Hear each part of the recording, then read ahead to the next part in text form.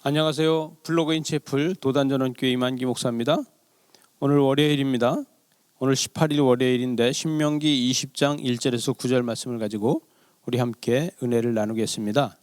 오늘 말씀에서 이스라엘 백성들이 적군들하고 싸워본 경험이 별로 없고 저들이 싸움을 하는 것보다 광야에서 생존 법칙에 대해서는 잘 알고 있지만 이 적군과 싸움을 하고 이런 것은 잘 모릅니다.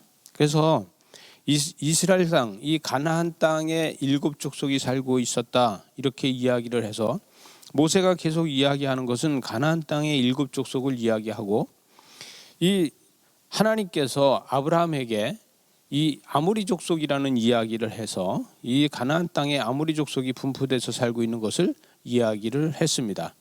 이 아모리 족속과 기르가스 족속과 가나안 족속과 헷 족속과 히위 족속과 브리스 족속과 여부스 족속이 이 가나안 땅에 살고 있는데 이들이 중심이 돼서 살고 있는 이곳에서 이스라엘 백성들은 어떻게 그들을 물리치고 하나님의 순종의 법칙을 잘 계승해서 갈 수 있을까?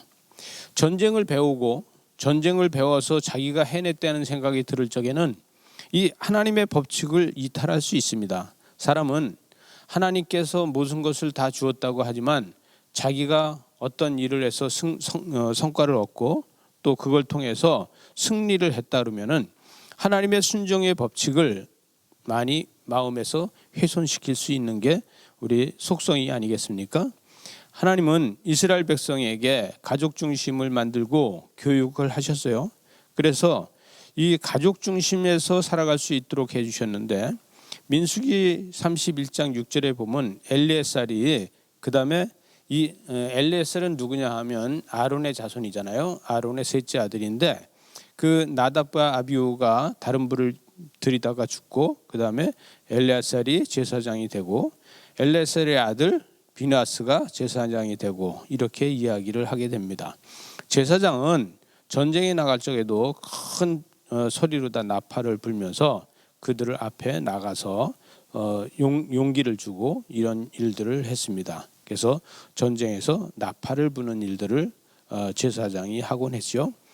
자, 2절 말씀에 보니까 너희가 싸울 곳에 가까이 가면 제사장은 백성에게 나아가서 고하여 그들에게 말하여 이르기를 이스라엘에 들으라 너희가 오늘 너희의 대적을 싸우려고 나왔으니 마음을 겁내지 말며 두려워하지 말며 떨지 말며 또 그들을 말미암아 놀라지 말아라.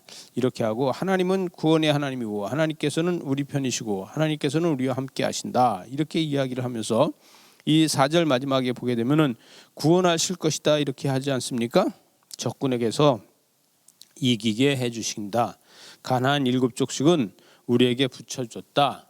그래서 갈렙은 뭐라고 얘기합니까?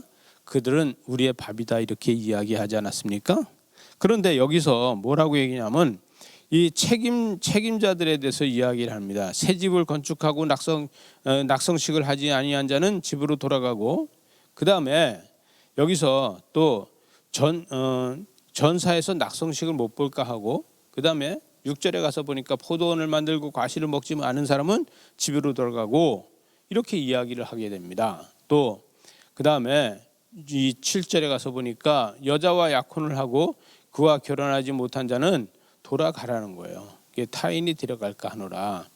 여러분 건축하고서 낙성식을 하지 못한 사람은 돌아가고 포도원을 만들고 그 포도의 소출을 먹지 못한 사람은 돌아가고 또 그 다음에 약혼을 하고서 결혼을 하지 아니한 사람은 돌아가라.